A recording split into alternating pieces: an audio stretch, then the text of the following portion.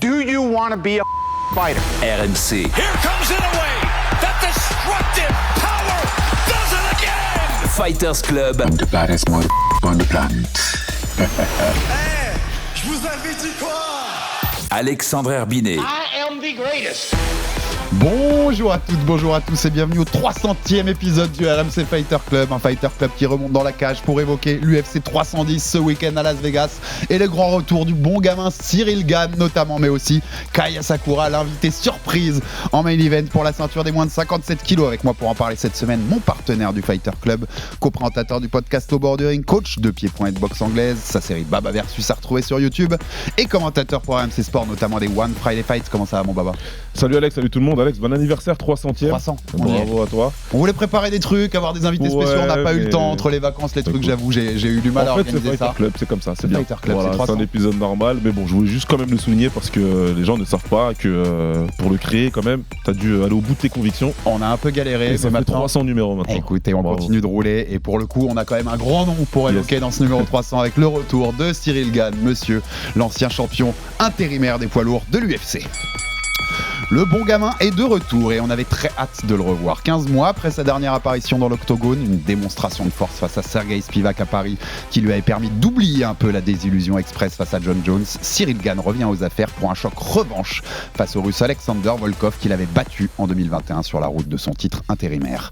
Avec un gros enjeu, se placer en seul candidat légitime pour affronter Tom Aspinall, l'actuel champion intérimaire de la catégorie qui pourrait être promu vrai champion si John Jones lâche la ceinture. Va-t-on revivre le même combat que le premier? Volkov a-t-il assez évolué pour embêter Gane?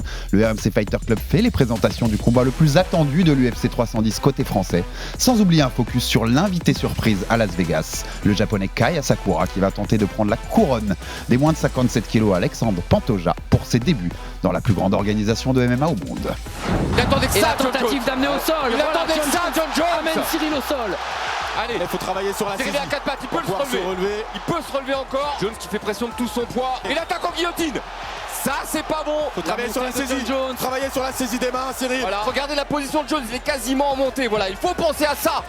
À dégager ses Il faut jambes, surtout, Cyril. et il faut. Et il a tapé. Il a C'est fait pas taper vrai. en 2 secondes. C'est pas vrai. Qu'est-ce qui s'est passé? Qu'est-ce qui s'est passé? On n'a rien vu venir. Bonne défense de Cyril, ils sont juste couchés sur son adversaire.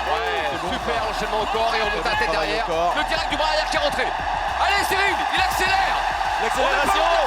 Le bon il a le temps. Il va l'arrêter. Il va l'arrêter dans quelques instants. C'est terminé. Cyril qui a gagné. Dans la limite. Et merci à Max Abolin pour cette petite prod qui nous refaisait vivre les 2 derniers combats de Cyril Gane. La défaite contre John Jones, c'était en mars 2023. Et donc cette victoire face à Spivak, UFC Paris, 2e édition du nom, on était en septembre 2023. On est 15 mois plus tard, Baba, et c'est le retour de Cyril Gane. Je le disais un peu dans l'intro, il nous a manqué quand même. Cyril, ça reste le visage, moi je l'ai dit ici, je le répète, le visage du MMA français, celui qui a monté le plus haut possible à l'UFC pour l'instant, champion intérimaire. On espère qu'en 2025, une certaine Manon Fiorot notamment va changer tout ça, pour le coup, mais c'est celui qui est monté le plus haut, ça reste ce visage. Pour beaucoup de gens, pour le grand public, c'est le visage du MMA en France. Cyril Gane, main event des 2 premiers UFC Paris. Il t'a manqué un peu? Bah oui. Moi aussi. Ouais. Oui, c'est un excellent combattant, Cyril. En plus, je suis sa carrière depuis pas mal de temps. J'ai commencé à le suivre quand c'était en pied-point déjà, donc ça fait quand même plusieurs années maintenant que je suis sa carrière et que j'aime bien son style, que je suis fan de son style. Je ne m'en suis jamais caché. Donc c'est toujours une très bonne chose qu'on a un combattant d'élite français qui revienne. Faut arrêter de toujours attacher des mais et des trucs et des ouais mais tu comprends la dernière fois. C'est un combattant d'élite qui revient, qui est toujours en position élite dans la première organisation du monde, donc c'est un retour très important. Ouais, tu le disais, moi je l'ai répété aussi dans les interviews que j'avais fait notamment pour le film. On a un film RMC Sport sur la chaîne YouTube de RMC Sport Combat sur ce retour de Cyril Gane. Et je crois que dans l'interview, j'ai répété 6 fois, c'est de l'élite, Cyril Gane. Faut pas qu'on l'oublie. Et on est un sport, tu le dis souvent, Baba, un sport à mémoire courte auprès des fans. Ça fait 15 mois dans ce sport-là. C'est énorme, c'est long. T'as des pages qui sont tournées, t'as des Aspinall qui sont venus prendre toute la lumière dans cette catégorie-là notamment. John Jones qui a redéfendu contre Stipe Miocic. Ça reste l'élite. On a un peu trop oublié qui était Cyril Gane, non, Baba? Ouais, c'est vrai, je pense qu'on oublie un peu. Bon, après, il y a eu la performance contre John Jones qui n'a pas aidé, ça c'est sûr. Et oui, comme tu l'as dit, ça fait 15 mois. 15 mois, c'est long. Et c'est une coupure qui a son initiative, mais c'est une coupure aussi parce qu'il avait eu d'autres opportunités. Et quand tu es un prize fighter comme ça, hein, quand tu combats pour des ça fait partie de ton métier, c'est ton business, c'est ton métier, et ça fait un business pour toi. Il y a des opportunités qui vont arriver et il faut savoir les saisir. Donc tu peux pas lui en vouloir d'avoir une belle opportunité, en l'occurrence dans le cinéma, de la saisir et puis ensuite de pouvoir reprendre le fil de sa carrière. Mais c'est vrai que c'est long, donc ça va être à lui aussi de nous rafraîchir la mémoire. Ça, c'est on rappelle il y aurait eu la possibilité d'affronter Thomas Pinal, c'était en juillet à Manchester, l'UFC avait proposé, mais il avait déjà signé ce contrat pour du cinéma. C'est compliqué de sortir d'un contrat avec beaucoup d'enjeux financiers comme ça, et on le comprend totalement. Et on le dit ici, c'est du prize fighting. Ils ont une carrière très courte, ces combattants-là. Il faut aussi maximiser les opportunités. Quand on a une comme ça, qui peut ouvrir des portes pour l'après d'ailleurs, bien sûr. Il a eu raison, Cyril, et voilà, c'était mal tombé en timing, c'est pas grave, on aura le Aspinal sans doute plus tard, mais la vie d'un combattant, c'est aussi saisir des opportunités. Ça vient de ça, exactement. Il faut pouvoir les saisir, et là, quand c'est tombé comme ça, écoute, je pense que la plupart d'entre nous auraient fait la même chose. Maintenant, c'est vrai qu'il y avait eu aussi quelques incompréhensions avant l'opportunité qui était tombée, où il y avait eu un peu d'attente, il y avait eu un petit peu de flou, donc c'est peut-être pour ça aussi que les fans lui en veulent. Ils n'ont pas oublié ce qui s'était passé avant, ils avaient cette impression que il avait choisi de jouer la montre plutôt que de prendre un adversaire et de prendre ce risque, de prendre un risque de perdre une place peut-être s'il perdait. Donc voilà, il y a un petit peu de confusion, ça fait longtemps, 15 mois, donc ça permet de repartir à zéro. Et lui, là, s'il bat Volkov, tout de suite, il est dans une situation très importante. On va ouvrir un moment le thème des enjeux, parce qu'il a eu raison dans un sens d'attente, puisqu'on l'a vu même dans l'UFC Countdown, là, qui vient de sortir avant cet UFC 310, il s'est explicitement dit, c'est un title eliminator. Voilà, le prochain affrontera Aspinal pour le titre, qui sera peut-être même le vrai titre, selon ce qui va se passer avec John Jones. Donc l'attente lui donne raison aussi dans ce sens-là, c'est-à-dire qu'il n'a pas perdu sa place, ni son côté légitime à être challenger. Ouais, en fait, je crois que même dans un épisode où on en avait parlé, toi et moi, la dernière fois qu'on a parlé de Cyril, en tout cas, on avait dit que, en tout cas, selon l'image à l'époque, je sais plus ça fait combien de temps maintenant qu'on avait fait cet épisode, il y a quelques mois, à l'époque, en tout cas, quand l'image, merci Max, quand l'image, en tout cas, est en train de s'éclaircir un peu, on avait l'impression que Cyril était le perdant du petit jeu d'échecs qui était en train de se jouer, mais au final, on est quelques mois plus tard, et tu vois, il arrive à faire une demi-finale mondiale, en tout cas, c'est ce qui a l'air d'être le cas. Quoi qu'il arrive, s'il bat Volkov, ce sera un combat très important et très intéressant pour lui. Donc au final, l'attente lui a été favorable. Pourquoi je commençais par ce thème-là aussi, Baba ? Parce que par contre, je trouve qu'il y a peu de hype. Même chez nous en France. Il n'y a pas de hype. Je ne sais pas ce que tu en penses. Je le rappelle, c'est Cyril Gane, notre ancien champion intérimaire, qui est toujours ce combattant d'élite dans l'élite de sa catégorie. On le dit, c'est un title eliminator. Enfin, il y a un gros enjeu sur ce combat-là. Et j'ai pas l'impression que ça fasse autant frémir que certaines affiches qu'on a eues ces derniers mois. D'où ça vient ? C'est l'absence, là ? Loin des yeux, loin du cœur ? C'est les deux. C'est la conjugaison de la défaite et de l'absence. C'est les deux, en fait. C'est les deux qui s'additionnent. La défaite face à John Jones. Même s'il reste sur une victoire, ça se fait qu'on oublie un peu. On l'oublie, mais tout le monde veut l'oublier. Après, je peux pas en vouloir au public non plus. La vérité, c'est qu'on savait que Spivac, a priori, il n'était pas au niveau de Cyril. En tout cas, sur le papier, il ne l'était pas. Et Cyril, il a montré dans la cage qu'ils n'appartenaient pas du tout à la même classe de combattants. Ça, c'est clair et net. Il est numéro 7, excuse-moi, parenthèse. À ce moment-là, c'est les poids lourds. Et on l'a dit déjà ici, on va le répéter. Ce combat prouve quelque chose. C'est qu'il y a un monde d'écart entre l'élite de cette catégorie et le reste de la catégorie. On dit souvent, et Cyril fait partie de l'élite. Voilà, vraiment. C'est un état de fait qu'on nous dispute souvent, mais voilà, le fait que Spivac était numéro 7, quand même, ça veut dire beaucoup de choses pour moi. Maintenant, c'est pour ça que personne s'en rappelle. On se rappelle de la défaite cuisante contre Jones. Il y avait tout un engouement. Il y avait tous les médias mainstream qui étaient sur le truc. On a eu des chaînes généralistes qui avaient parlé du combat, etc. Et donc, c'était retombé comme un soufflet. Et beaucoup de gens se rappellent de ça. Et en plus, derrière, il y a 15 mois, on ne le voit pas. Donc les gens, ils oublient, comme tu as dit, ils passent à autre chose. Le sport, il va tellement vite, il y a tellement de stars qui arrivent. En 15 mois, Poatan, il a combattu, je sais pas moi, 6 fois par exemple.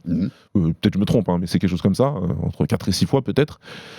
Ça fait que les gens, ils se raccrochent à autre chose, tout simplement. C'est tellement rapide ce sport. Mais la dernière fois que Cyril Gane est monté dans une cage et a combattu, à Paris en septembre 2023, Doumbé n'avait ni affronté Zebo ni affronté Baki. Vous voyez la star qu'il est devenu en France, en tout cas pour le grand public en France ici. Benoît Saint-Denis n'avait pas affronté Frévola, donc on n'était même pas à Poirier encore. Enfin, tu vois, ça va tellement vite qu'en effet, on perd ce fil un peu avec un champion qui reste 15 mois inactif. C'est simple, septembre 2023, je n'avais pas encore rejoint le Fighter Club. C'est vrai, aussi. Ouais. Voilà. On peut se dire que ça fait longtemps, mais au final, tu vois, j'ai pas encore fait vraiment de Fighter Club avec un combat officiel de Cyril Gane. Non, mais donc ça va très très vite à ce niveau-là. Mais ce manque de hype, là, comme tu disais, ce combat contre John Jones, il faisait des des médias généralistes, les plus grands médias français, Ouais. on en serait loin là aujourd'hui. Enfin, tu vois, ça me... Ah non, on en est loin. Je on en est serais très loin. hyper choqué Ouais. qu'un média généraliste parle de Gane Volkov, quoi. On en est loin parce que voilà, encore une fois, il y a eu beaucoup de temps qui est passé. Les médias, tout le monde connaît Jones. Jones, c'est Oui, c'est superstar, ça. La qui hype Jones, transcende bien le sûr. sport, ce qui n'est pas du tout le cas de Volkov. Donc ça intéresse beaucoup moins les médias Oui, là, généralistes. si c'était Jones 2, peut-être que... Enfin, Voilà. c'est même pas peut-être. T'aurais C'est ça beaucoup plus d'yeux là-dessus. Il faut aussi parler du fait que ce soit Cyril et son coach durant ces 15 derniers mois. D'habitude, c'était des présences médiatiques assez importantes, les deux. Et sur ces 15 derniers mois, ça a été l'inverse. Ouais. Ils ont fait un presque silence médiatique. Donc, c'est sûr que le fait de ne pas rester comme ça dans la lumière, ça a fait en sorte que, encore une fois, ça a favorisé les conditions d'avoir un combat où, ouais, t'as un petit peu un manque de hype. Et j'ai l'impression que les gens, ils sont dans une attente un peu fébrile. Ils sont en mode, on le kiffe toujours, en fait, ce gars. Il faut juste qu'il nous montre maintenant qu'il rigole plus et qu'il veut vraiment cette On a envie de le voir sportivement, Voilà. le voir de retour. Moi, j'ai l'impression que ça lui va aussi. On a souvent parlé du caractère de Cyril, ce côté bon gamin, qui lui a été reproché par exemple contre Jones, mais c'est comme ça, il est comme ça et on ne le changera pas. Et c'est comme ça qu'il est monté aussi haut aussi.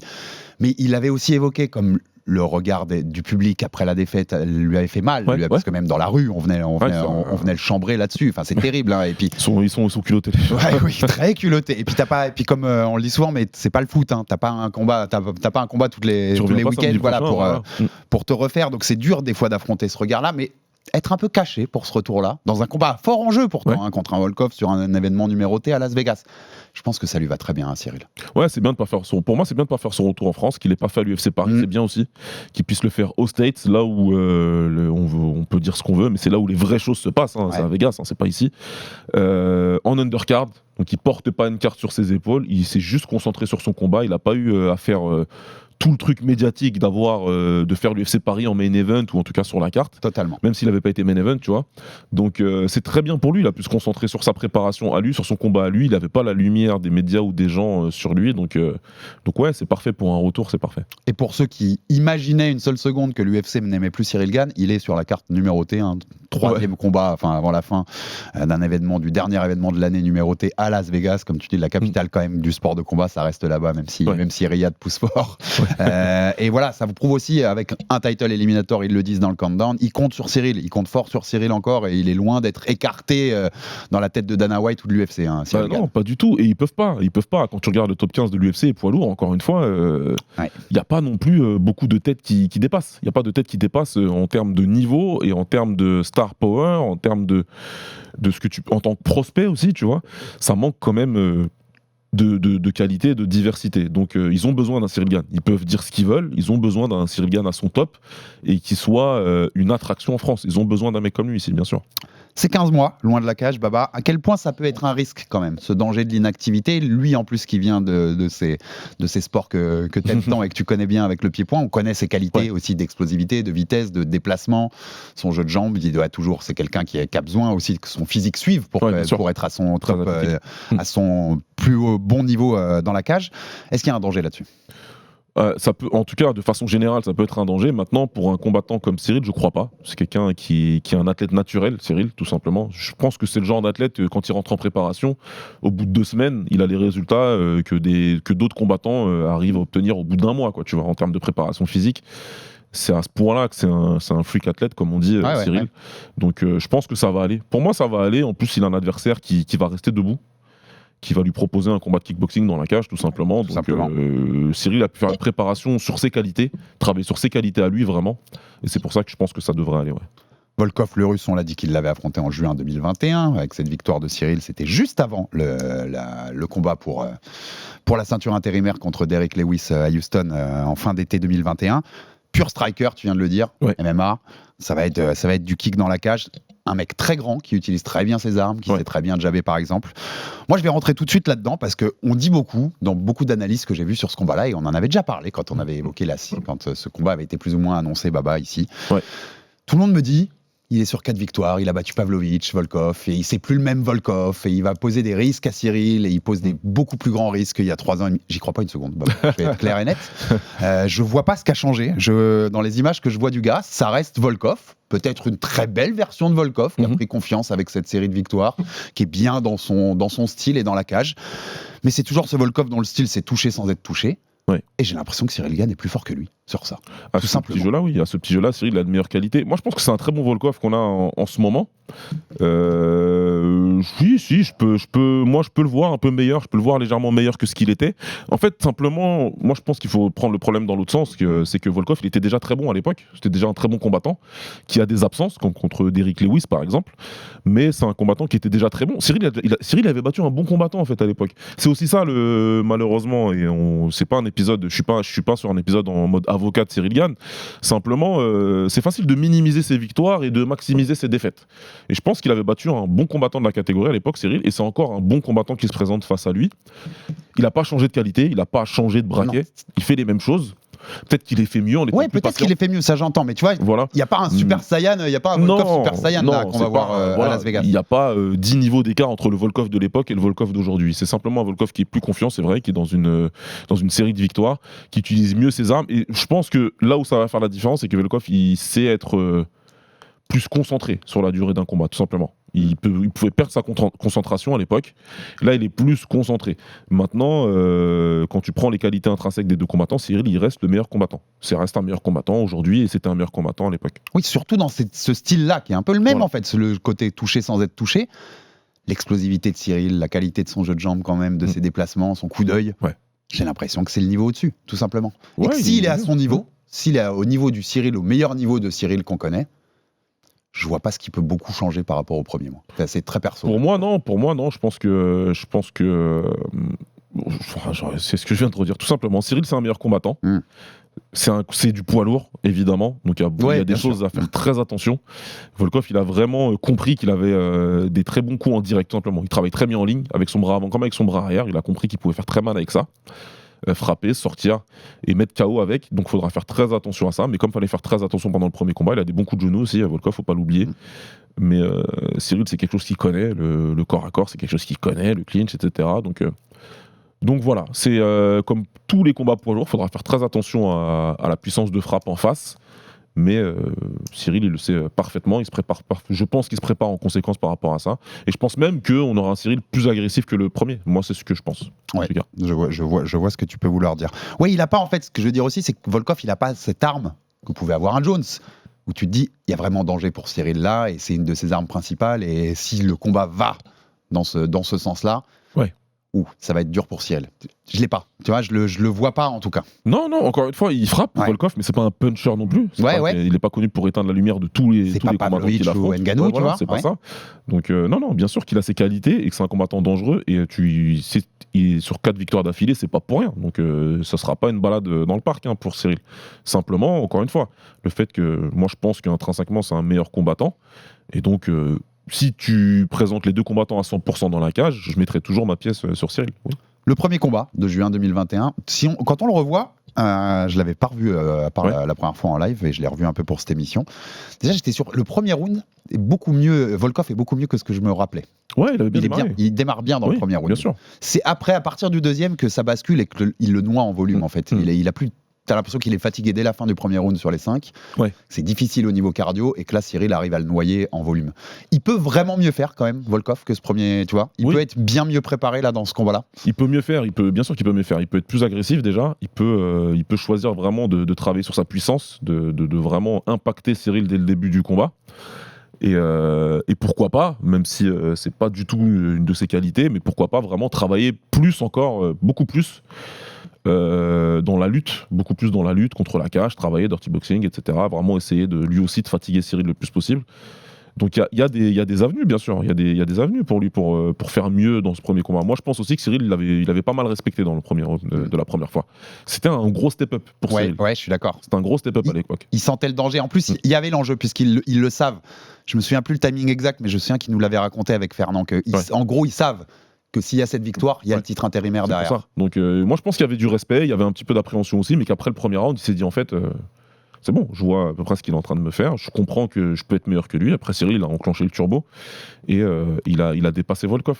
Donc il peut faire mieux Volkov, bien sûr. C'est un combattant intelligent en plus, qui se prépare bien, qui est sérieux dans ses préparations et dans ses approches de combat. Donc il sait aussi qu'il peut tirer avantage du fait que Cyril, ça fait 1 an et demi qu'il n'a pas combattu. Ouais, bien sûr. Et puis je pense pour le coup qu'il le sait, parce que c'est un garçon intelligent, Volkov. C'est un peu sa dernière chance quand même. Ah bah oui, d'aller vers le titre, vu son âge, vu les kilométrages de combat derrière. Je pense que si tu te loupes sur celle-là, il s'est souvent loupé. Le Volkov, c'est souvent celui qui a loupé la dernière marche tout le temps. Ouais. juste avant d'avoir sa chance pour le titre. Là, si tu loupes celle-là, ça va être compliqué d'y revenir. Il va faire la prépa de sa vie, il vient pour faire le combat de sa vie, ça c'est sûr. Il a une très belle opportunité après 4 victoires d'affilée de combattre pour le titre derrière. Gane à l'opposé 15 mois sans qu'on le voit. Il a fait un peu de cinéma, mais il n'a pas passé 15 mois à faire du cinéma, loin de là. Il s'est aussi entraîné, il a été aussi à la salle. Tu t'attends, on n'a pas beaucoup d'images, on n'a pas beaucoup vu, on n'a pas eu l'occasion de leur parler non plus, donc on n'a pas de réponse des intéressés directs. Tu t'attends à un Gane un peu différent? Tu t'attends à voir autre chose, à voir qu'il ait profité de ces 15 mois pour nous montrer d'autres facettes? Je m'y attends, je sais pas, j'espère. En tout cas, moi j'espère qu'il va continuer sur la lancée de ce qu'il a fait contre Spivak, qu'il va retourner ce qu'il faisait lui quand il était en pied-point, un combattant bien plus agressif que ce qu'il a montré en MMA, où j'aime bien la mobilité, j'aime bien ce qu'il fait sur ses déplacements, mais je sais que Cyril il est bien meilleur quand il est sur sa jambe avant, je sais qu'il est meilleur quand il cherche à avancer, quand il cherche à faire mal réellement, il frappe très très très fort ce mec, il est très athlétique encore une fois, et moi je suis persuadé que ce qu'il a montré contre Spivak, surtout dans la deuxième reprise, c'est comme ça qu'il... Quand il lui fait mal. Voilà, quand il veut faire vraiment mal, ce qu'il a fait aussi contre Tuivasa une fois qu'il a été touché. Moi, je pense que c'est le vrai Cyril Tueur. C'est intéressant parce que tu l'as dit tout à l'heure, c'est la première fois qu'on fait un vrai épisode depuis que tu as rejoint vraiment le Fighter Club toutes les semaines, avec un combat de Cyril qui est devant nous. Et toi qui l'as connu avant cette période MMA et qui a connu cette période pied-point, est-ce que tu peux un peu expliquer ça aux auditeurs? Parce que ça paraît bizarre, mais le Cyril qui arrive en MMA, aujourd'hui, il est beaucoup plus fort en MMA, clairement. Il a une palette beaucoup plus large de combattants, il sait faire beaucoup plus de choses, s'adapter à des situations, voir des choses. C'est pas parce que John Jones l'a soumis en 2 minutes qu'il n'a pas toutes ces qualités-là autres. Évidemment. Par contre, quand il s'agit de faire mal, quand il s'agit de mettre son poids sur le pied avant et de faire vraiment mal à l'adversaire, la version que vous aviez en pied-point, elle était meilleure, plus efficace, en tout cas pour ça. Ce qui est logique d'ailleurs, vu qu'il était concentré que là-dessus. C'est ça, il raconter ça. En fait, c'est vrai que sans la menace du takedown, etc. Et puis attention, il fallait proposer un style qui fonctionne avec ses qualités pour le MMA. Donc je remets pas du tout en question le fait que... Et ça a marché. D'où mon intro, tu l'as compris. Ça a marché puisqu'il a été jusqu'à la ceinture intérimaire. Donc c'est pas moi qui vais dire il fallait pas faire comme ça, il fallait faire autrement. L'intro, c'était pour faire comprendre aux gens, il faut pas dire, on n'est pas en train de dire il est devenu mauvais ou ils l'ont rendu mauvais, pas du tout. Ils l'ont adapté au MMA. Il a fait quelque chose de différent. Mais ça fait qu'il y a des différences. Et ça a fonctionné. Maintenant, c'est vrai que quand il était dans le ring, quand il était en Muay Thai, il faisait parler sa puissance physique beaucoup plus. Donc on le voyait beaucoup plus sur l'agressivité, sur la pression. Il avançait sur ses adversaires, y compris contre un Yacine Bouganem, qui est connu pour être dur, un combattant qui met la pression, Yacine. Il a su le faire reculer, il a su beaucoup travailler avec le corps à corps, qui était le point fort de Yacine, encore une fois. C'est quelqu'un qui faisait faire le cerf-volant à tous ses adversaires. Il a su tirer parti de ça, il travaillait beaucoup avec ses genoux, il travaillait avec ses coudes aussi, Cyril. Donc il était vraiment compétent là-dessus. Et t'avais vraiment un sentiment de puissance qui se dégageait vraiment des combats de Cyril. T'avais l'impression que tu disais, putain, bordel, de faire face à un mec comme ça pendant 5 reprises de 3 minutes, c'est dur, quoi. C'est dur parce qu'il met beaucoup de pression, il avance, il tape, et tous les coups qu'il envoie, c'est pour faire mal. En tout cas, c'est l'impression qu'on avait à l'époque. Et ça a été un changement radical quand il est arrivé dans la cage, encore une fois. Mais à raison, puisqu'il a eu du succès derrière. Maintenant qu'il a montré qu'il savait faire ça, moi, je vois exactement comme ce qu'avait fait Cédric Doumbé à l'époque au Glory. Et Cédric, il arrive, il punch, il met KO des mecs quand il combat en France, à l'étranger. Ensuite, il arrive au Glory, il change son style pour s'adapter parce qu'il a des combattants vraiment d'élite en face de lui, des Nicky Holzken, etc. Donc on découvre un Cédric qui est capable de se déplacer, de travailler technique, de marquer ses points, boxer et tout. Ensuite, après 2 défaites, il change quelque chose dans sa préparation, il change quelque chose dans sa nutrition, il revient, il détruit tout le monde. Parce qu'il arrive à faire le lien entre les 2 styles. Mixer ces 2 trucs. Il arrive à trouver les 2 choses qu'il a fait et il détruit tout le monde à la fin de sa carrière. Donc c'est ça que t'aimerais voir un peu. C'est ce que je voudrais voir, c'est Cyril, moi. C'est ce que je voudrais voir. Tu sais pourquoi je joue là pour ce combat-là? Parce que tu l'as dit toi-même. On va voir un combat de kick dans la cage. Vu l'adversaire, et c'était déjà le cas dans le premier. Le risque du takedown est là. Il peut l'amener sur la lutte s'il voit que c'est un chemin impossible, Volkov, mais c'est pas sa priorité. On est d'accord. Je pense pas. Donc c'est l'occasion peut-être de mixer un peu ces 2 Cyril et d'avoir un Cyril qui marque plus les esprits parce qu'il va faire mal. Qui marque, qui frappe, etc. Tu vois, quand on l'a vu contre Francis, il marquait ses points, il frappait, mais il n'était pas que dans le déplacement contre Francis. Il a pris quand même pas mal le centre du ring. Il a vraiment essayé d'impacter Francis et pendant 3 reprises, il a eu beaucoup de succès par rapport à ça, tu vois, pour reprendre des prestations récentes. Donc ouais, moi je pense qu'il peut le faire. Contre Volkov, il aura le loisir de le faire, même si je pense que Volkov, il peut faire quelque chose dans le clinch, etc. Mais c'est quelque chose que Cyril maîtrise aussi. En tout cas, moi, je pense que ce sera intéressant à observer son approche et que le fait qu'il ait un adversaire qui va rester debout face à lui, ouais, ce serait intéressant de voir s'il va continuer l'approche qu'il avait eue contre Spivak. Ouais. Et il y a cette nécessité, par la situation, selon toi, est-ce qu'il doit marquer les esprits quand même, Gann ? Après 15 mois, là, on sait que tout le monde attend son combat contre Aspinall, tout le monde veut le voir, et on l'a dit, c'est l'UFC l'annonce, c'est Title Eliminator. Après tout ce qu'a fait Aspinall depuis quelques mois, tu vois ce que je veux dire, où chaque fois qu'il rentre dans une cage, bon bah il en ressort et waouh, ok, il y a encore une performance à son crédit là dans les dingueries.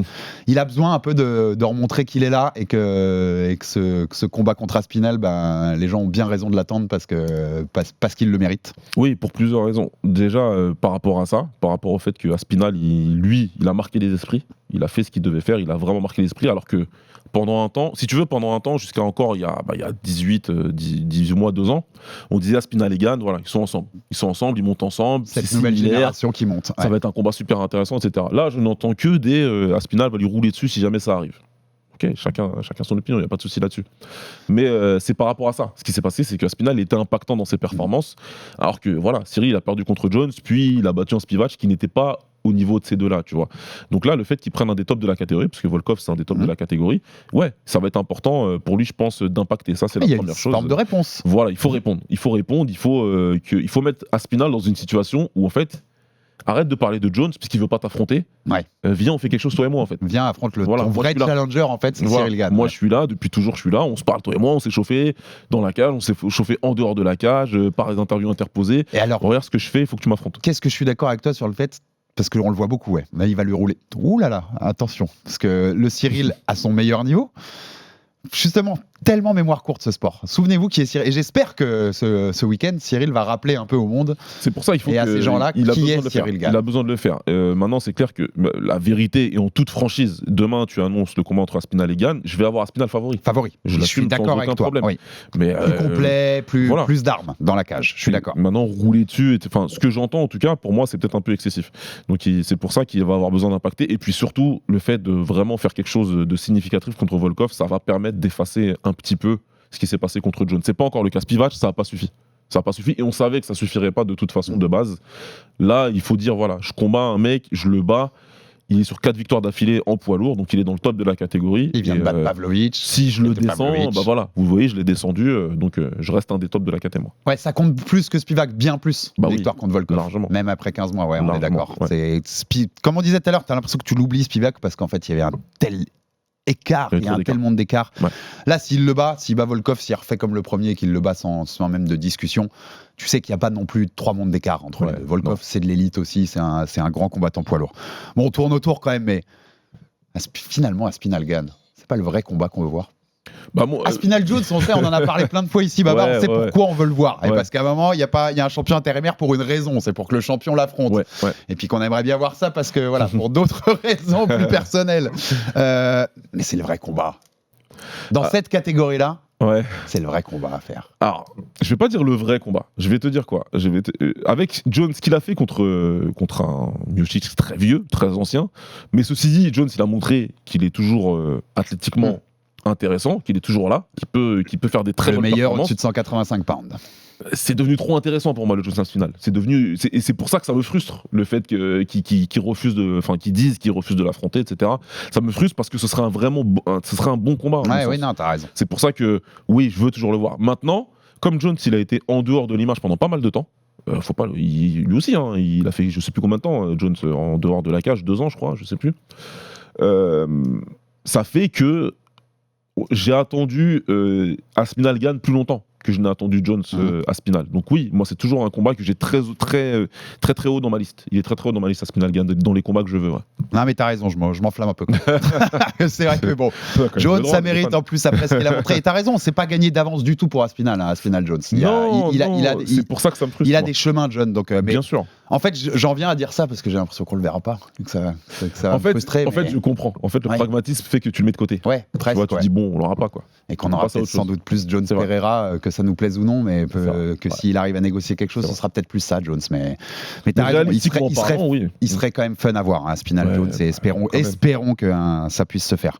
Mais là où je disais que ça pouvait ne pas se faire, parce que c'est pour ça sans doute que dans ce cas-là, la ceinture, peut-être que Jones va l'abandonner ou que l'UFC va lui dire bon bah écoute, on va te faire un gros fight plus tard, un Pereira ou un truc, lâche la ceinture.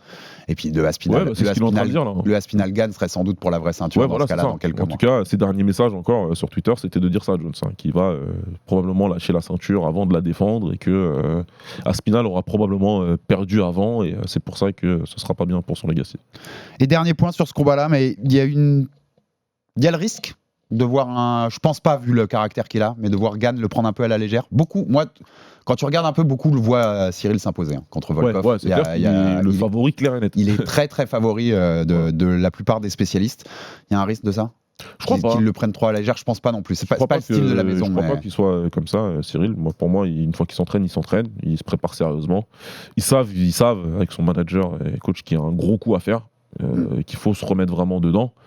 Faut pas oublier que sur les stratégies de communication et sur l'obtention des combats et tout, son manager il est bon, il sait quoi faire, donc je pense pas du tout qu'il prend. Ça fait partie justement de toutes ces stratégies de revenir au plus haut niveau, de ne surtout pas prendre à la légère le combat et de pas regarder trop loin derrière. D'abord battre Volkov et ensuite voir ce qui se passe. T'as bien raison sur le beaucoup à faire quand même, parce que moi, je lui avais dit à Cyril sur le plateau, après sa victoire contre Spivak sur le plateau à l'UFC Paris, je lui avais dit, ils sont que 7 à avoir eu une 3e chance pour le titre à l'UFC en ayant perdu les 2 premières.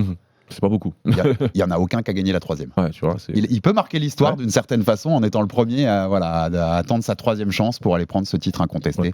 C'est possible. On va passer, Baba, au main event parce qu'il nous intéresse au moins autant, en tout cas tous les deux, je le sais, que ce combat de Cyril Gane, pour des raisons moins franco-françaises, mais pour des raisons d'intérêt rare et unique un peu en son genre. Kai Asakura, le japonais, champion bantamweight, donc champion chez les moins de 61 kilos au Rising, l'organisation japonaise qui a été créée par des anciens du Pride, il y a une sorte de filiation entre les deux, qui fait ses débuts à l'UFC. Et pour ses débuts à l'UFC, c'est une chance pour le titre. C'est un title shot direct contre Alexandre Pantoja, le Brésilien, pour champion des moins de 57 kilos.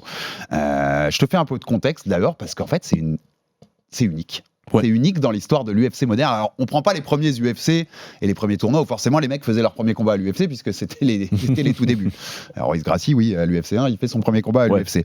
Mais même quand tu remontes aux petites KT qui venaient du WEC, donc les bantamweight, les moins de 61, les moins de 57 avec les fly, les featherweight, les moins de 66 avec José Aldo qui était le premier champion, tu trouves pas de mecs qui faisaient leur premier combat?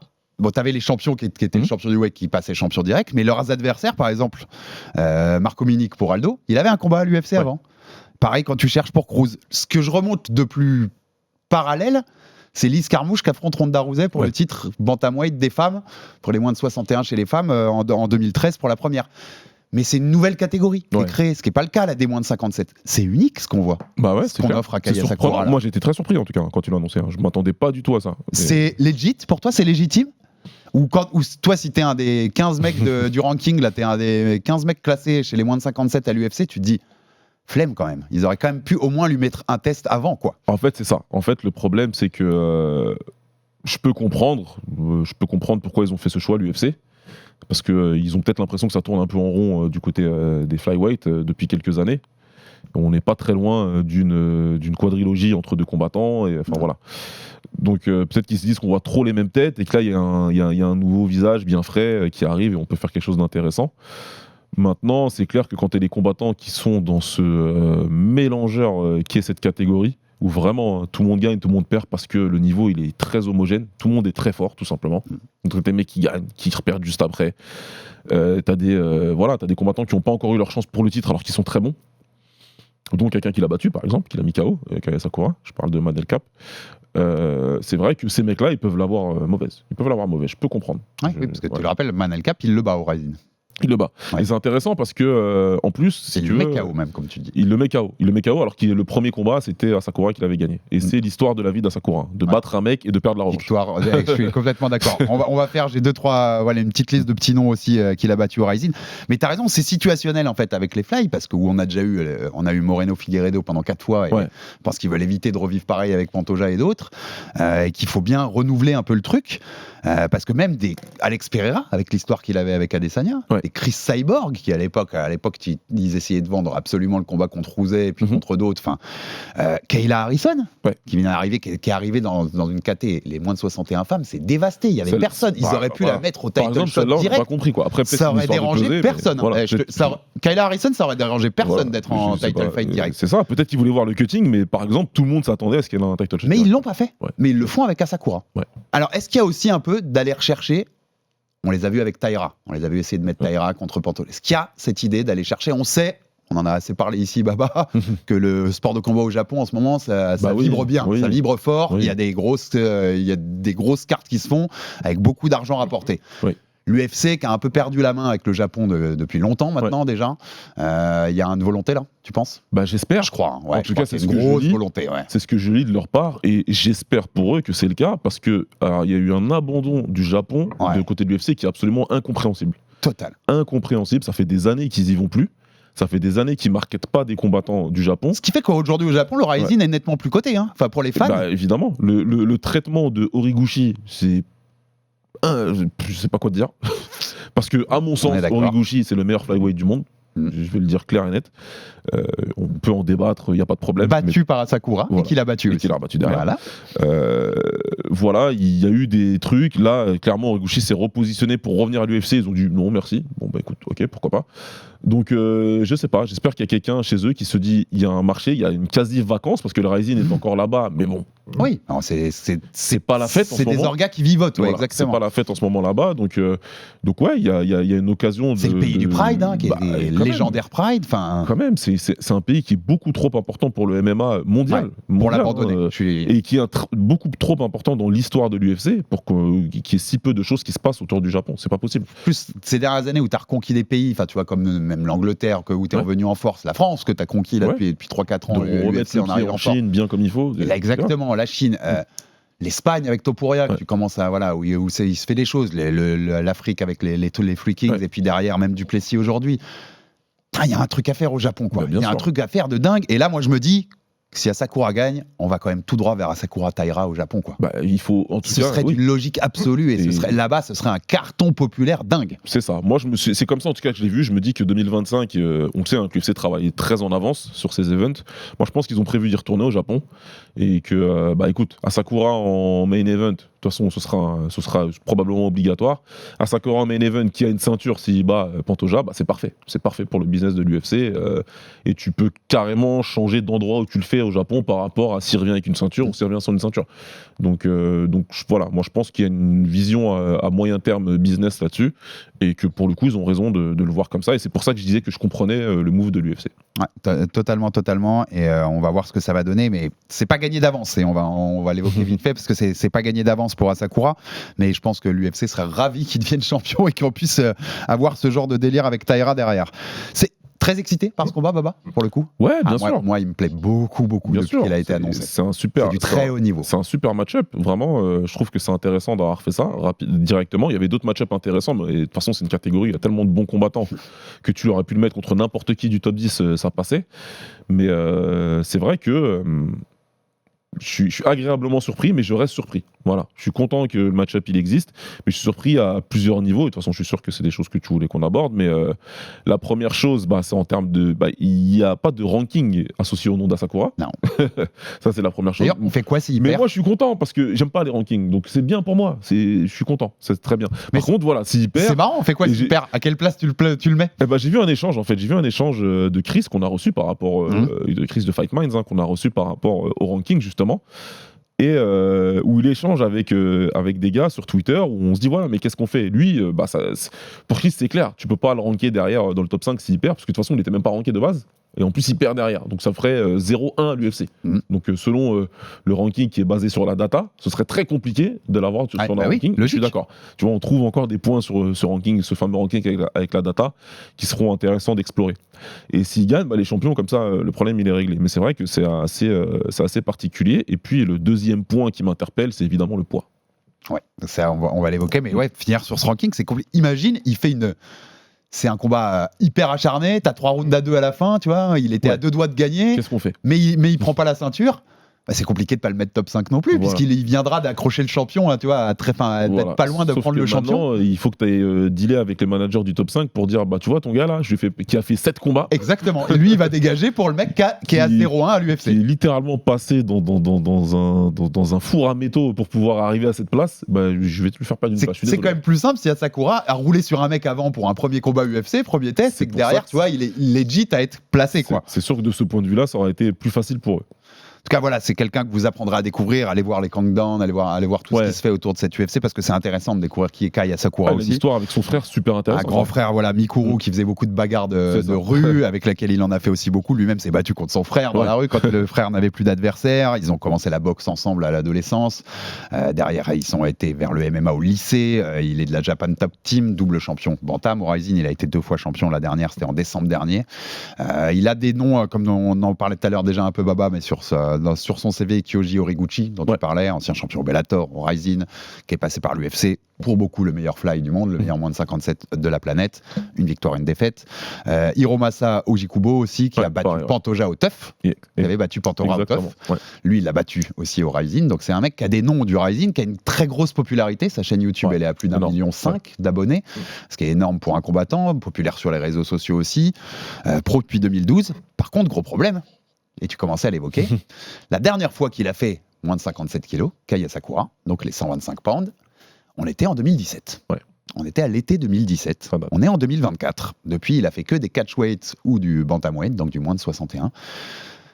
Il y a un risque là, il y a un risque que ça saute, parce qu'on rappelle en plus les poids de championnat, il ne faut pas dépasser, t'as pas la marge de 1 pound que tu as dans les autres combats. Hein. Exactement. Il y a un vrai risque là où ils ont ça fait longtemps qu'il est annoncé aussi, donc j'ose espérer, connaissant en plus la rigueur des Japonais là-dessus et tout, qu'ils ont tout fait en sorte pour qu'il ait le poids, mais à quel point ça va jouer là? Ils vont travailler. 2017, la dernière fois. Ils vont travailler, mais je pense qu'ils vont probablement réussir, mais que ça va être très compliqué. Il va se couper un bras pour pouvoir faire le poids. Et donc, il va y avoir une conséquence sur lui. Oui, ça va affecter ses qualités, ses capacités. Asakura, c'est un combattant agressif qui frappe. Et c'est un combattant qui a besoin d'être vraiment bien physiquement pour performer, tu vois. Donc, c'est là où il est dangereux. Donc, c'est sûr que ça va impacter. C'est sûr et certain que ça va impacter sa performance face à un Pantoja qui, lui, est complètement dans cette catégorie. Parenthèse, c'est le seul combat pour le titre de la carte. C'est pour ça que c'est le main event. Il n'y a pas de remplaçant officiel, contrairement à d'autres combats pour le titre qu'on a vu. Et les 2 seuls autres flyweights sur la carte, Baba, c'est Cody Durden et Joshua Van. Ah, bien. Si Asakura rate le poight, on est un peu en galère quand même. Ah bah là, ils annulent carrément. Là. Oui, donc tu vois, t'as pas de combat pour le titre pour le coup, parce que je vois pas quelle solution. Tu vas pas donner le title shot à Durden ou Van là d'un coup. Possible. Par contre, c'est curieux qu'il n'y ait pas un backup. Ouais, au moins, justement avec ce risque-là, en plus avec un seul combat pour le titre, moi j'aurais assuré le coup. Il y a des candidats intéressants quand même au backup dans cette catégorie, il y en a des très intéressants même, donc ça aurait été assez simple, et puis ça aurait été un bon moyen de contenter au moins un des mecs qui s'est fait passer devant. Au moins un, tu vois. Exactement, au moins. Et en plus avec cette idée, le mec a pas fait ce poids-là depuis 7 ans ou 8 ans. T'as peut-être une chance que ça arrive. En fait, moi, tu m'appelles pour un backup sur ce combat-là, je fais un camp à fond. Oui. Je me prépare à fond pour Pantoja, tu vois. T'as une vraie chance pour le coup. Clairement. Asakura, 21-4 en carrière, 12 KO dans ses victoires. Qu'est-ce qui fait qu'on l'attend aussi, Baba? Est-ce que, voilà, il y en a beaucoup qui écoutent notre émission, qui regardent le MMA sur AMC Sport et l'UFC, qui ne connaissent pas, qui n'ont jamais vu combattre au Rising. Qu'est-ce que tu peux nous dire? Qu'est-ce qu'on peut s'attendre à voir avec Asakura dans la cage? C'est le style, c'est un combattant qui frappe, qui punch même, qui est capable de mettre KO ses adversaires sur un seul coup, que ce soit sur des coups de poing, sur des coups de genoux, sur des coups de pied, il a montré. Il a un style très agréable, intéressant à regarder, vraiment, c'est un combattant, puis en plus qui, en dehors, fait pas mal de choses qui font qu'il a de la hype, qui sait créer de la hype, en tout cas autour de lui. Donc ouais, c'est gros punch pour un 57 kg, ça frappe très fort. Il frappe fort, donc voilà, tout le monde aime ce genre de combattant. Une pensée à Ulka Sasaki, à qui il a brisé la mâchoire à 2 endroits différents. La radio là, elle était waouh. Tu regardes la radio, il y a 2 là et là, sa mâchoire est complètement brisée. Donc ça frappe plus fort que beaucoup de moins de 57 qu'on connaît. Voilà, soyez pas étonnés si vous le voyez. Et puis il a la mentalité de tuer ou se faire tuer à Sakura. Donc tu sais qu'il va probablement se passer quelque chose dans ces combats de très intéressant et de significatif. Donc c'est aussi pour ça que tu veux le regarder. Il crée le chaos, ce mec. Moi j'ai noté des choses qui je pense vont te plaire. Enfin, je sais te plaisent dans ce combattant-là. C'est lead kick. Ouais. Ils sont vicieux. Ouais, vraiment, il travaille bien. Il Il travaille est bien, surtout vicieux pour un sur mec ses kicks de la jambe avant. qui de base avait commencé par la boxe. T'as l'impression qu'il a fait pas mal de karaté, tellement il arrive à bien travailler avec sa jambe avant. Comme Il ça. a un peu de karaté dans l'enfance. Ouais, il a fait Karaté un et petit peu. sumo dans De toute façon, l'enfance, voilà. mais très peu. Il Ouais. a fait un petit peu, mais là vraiment, il en a fait sa marque de fabrique derrière. Et c'est pour ça que, encore une fois, ça rend ses combats intéressants. C'est une menace pour tout le monde. S'il arrive, si cette perte de poids ne l'affecte pas trop, il sera extrêmement dangereux, surtout dans la première reprise. Très dangereux. Ouais. Assez complet aussi, hein. Il peut proposer des choses. Il y a un grappling qui est pas si mauvais du tout, donc où il peut proposer des choses. Gros point négatif que je trouve moi, en revoyant, ça faisait longtemps en plus que je l'avais pas vu combattre là, et j'ai regardé pas mal de highlights et de choses. Je trouve qu'il sort vraiment beaucoup trop en ligne. Ah Quand il recule, oui. et qu'avec un Pantoja qui a aussi cette tendance à aimer swinger en allant vers l'avant et voilà, envoyer des grandes séries de coups en avançant, il y a un moment ça peut tomber. Oui, et puis il a montré qu'il était sujet à tomber, à se faire mettre KO par des combattants qui sont compétents, qui sont précis. Il n'y a pas besoin d'un gros puncher pour mettre KO Asakura en fait. Horiguchi, c'est pas le plus gros puncher qui est, mais il a pu le mettre KO. Cap l'a mis KO. Donc voilà, il a montré une tendance à se faire mettre KO, et c'est souvent sur des problèmes défensifs comme ça, ou même quand ça part de loin, même contre un combattant qui est plus petit comme justement. Comme Kyoji Horiguchi, il a des petites absences comme ça, défensives, il a certains défauts qu'il n'a pas corrigés, et sûrement dû à un excès d'agressivité quand il combat, qui font qu'il peut se faire contrer, se faire mettre KO. Ah, et vu le style des deux dont je disais, donc le style que présente aussi Pantora, ça peut faire des étincelles pour le coup. C'est pas, si ça va pas au bout, je suis tout sauf étonné. Ouais, c'est clair, ça peut le faire. Ma dernière question là-dessus, elle est globale, mais un Asakura qui prend le titre, vu ce qu'on vient de dire, son style qui est aussi spectaculaire, agréable à voir pour les fans. Souvent les fans, contrairement à nous, je le sais, Baba, pour le coup, ils aiment pas trop ces petites catégories parce qu'ils s'embêtent. Parce que ce qu'ils veulent voir, c'est des gros KO et des gros trucs. Nous, on aime voir ces combattants-là parce que la technique, c'est du très haut niveau. Ça peut devenir une star, lui ? Oui. Ça peut devenir, tu vois, une première vraie star chez les moins de 57 parce qu'il a le charisme, qu'il a, tu le dis, il est populaire en dehors des réseaux sociaux. Il y a ce côté japonais qui intrigue toujours. S'il commence à mettre des KO, à devenir champion et à mettre des KO dans cette caté-là, il a un vrai potentiel en fait. Ouais, ça peut le faire. Maintenant, après devenir une star au States, c'est c'est plus compliqué. Je veux dire, mondialement, une star mondialement, une star de l'UFC, bien sûr. Il est quand même bien plus attendu que ce à quoi je m'attendais pour le coup. Complètement. Pareil. Il y a quand même une hype dessus, donc ça c'est quand même intéressant. Et c'est pas 3 contre Geekos un peu qui en parle. Voilà, je m'attendais plus à ça, moi. Non, vraiment, il y a quelque chose qui se passe autour de lui, donc c'est intéressant. Et s'il gagne, je pense que ça peut le propulser parmi les stars de l'UFC en tout cas. Complètement. Et on va conclure là-dessus avec, je vais te donner juste un petit mot sur le co-main event pour qu'on en parle quand même. C'est en 5 rounds. Shavkat Rakhmonov qui devait être le challenger de Belal Muhammad pour la ceinture des moins de 77. Belal est forfait. On a quand même trouvé un combat pour garder ce Shavkat sur la carte. Donc il remet ce statut de challenger en jeu, clairement, parce que s'il perd, il le perd. Contre Yann Gary, 2 invaincus. C'est quand même un beau petit combat. Je trouve pour le coup, quitte à plus avoir Shavkat Belal, t'as rattrapé avec un truc assez sympa. T'attends quoi de ce combat et qui va tomber pour la première fois selon toi? Parce que c'est 2 inconnus. Il y en a un qui va perdre son 0. Ouais, c'est un gros combat. Ça va être un combat intéressant. On pourrait être tenté de se dire là tout de suite, Rakhmonov, il va rouler sur Gary. Quand tu penses la première fois, tu dis bon. Exactement. C'est le premier truc que tu as en tête. Après, tu réfléchis un peu plus, tu regardes ce que Gary il est capable de faire, et puis surtout, tu regardes que Rakhmonov, il peut se mettre lui-même en difficulté des fois, en s'entêtant par exemple dans le striking. Et Gary, il a montré qu'il était capable de flash, de brillance. C'est un striker compétent quand même, Gary. Moi, je trouve, qui progresse de plus en plus, qui est menaçant. Il grimpe en moi. Plus je le vois, plus je dis ok, il y a quelque chose. C'est un mec à qui je croyais pas du tout il y a 4-5 combats. Voilà, moi c'est similaire à ce qui s'est passé avec O'Malley pour moi, tu vois. Et donc là, moi je trouve qu'il est compétent, je trouve qu'il est bon debout et qu'il est capable de se reprendre Rakhmonov sur ses high kicks par exemple, travail compétent en ligne avec son anglaise. Voilà. Maintenant, si Rakhmonov il décide vraiment de travailler sur ses qualités et vraiment de tout de suite venir coller, travailler en lutte, fatigué, amener au sol, tabasser ou soumettre, ça peut être compliqué pour Gary. Ça peut être une longue nuit. C'est que sur ce combat-là, je suis presque étonné qu'il n'y ait pas de ceinture intérimaire. Étant donné le peu d'amour de l'UFC pour Belal, c'est pas alors c'est que clair logique, et net. Vu qu'il est absent pas si longtemps que ça. C'est logique. Pour une fois, il y a de la logique. Alors pour le coup, il met des ceintures intérimaires. Mais je m'attendais à une Francis, qui 3 mois après son titre, hop, on met une ceinture intérimaire à Cyril et Derrick parce qu'on n'aime pas Francis. Non, mais visiblement, ils n'ont pas autant de problèmes que ça avec Belal qu'on pourrait le croire. Visiblement. En tout cas, il a l'air d'être un combattant qui est apprécié par la compagnie parce qu'on le laisse garder sa ceinture. Donc ça, c'est cool. En tout cas, c'est pas la carte avec le plus grand name value de l'année à l'UFC. Tu vois, t'as pas les plus grandes stars, la John Jones, il n'y a pas un retour de McGregor, comme on l'évoquait en juin. Il n'y a pas Pereira, il n'y a pas ce genre de nom, Topuria aujourd'hui. Mais c'est une super carte pour finir la Bien fin sûr. d'année, je trouve. Entre le main event qui va être top si vous aimez le combat, ce co-main qui est aussi plein d'inconnus, plein d'intrigues et qu'on a envie de voir, et le retour de Cyril, on en a parlé, c'est toujours intéressant pour nous, et c'est les poids lourds d'élite, on a envie de voir s'il peut lancer un message et puis bien dire que c'est pour lui le prochain title shot contre Aspinall. C'est une belle petite carte qui nous attend à Las Vegas pour conclure l'année en numéroté. Rien d'autre à noter sur cette carte? Je crois Rien qui qu'on a été t'intrigue? complet. On a été complet, hein. En tout cas, allez voir Kaya Sakura, allez le découvrir avant aussi ce combat-là. Vous avez beaucoup des combats dispo sur YouTube, des choses comme ça, je trouve que c'est cool. Découvrez-le avant de le voir combattre parce que ça va vous hyper encore plus à le voir contre Pantoja, parce qu'il y a vraiment moyen qu'il détrône Alex Pantoja. C'est pas gagné d'avance, mais il y a moyen de le faire, c'est évident. Abonnez-vous sur toutes les plateformes pour rater aucun épisode du RMC Fighter Club. On veut de la force, des commentaires, des pouces bleus, ça fait toujours avancer le bousin. Et à très vite pour un nouveau numéro du Fighter Club ou pour 300 autres, peut-être. Ciao mon Baba, à très vite. Ciao, Ciao. tout le monde. RMC Fighters Club.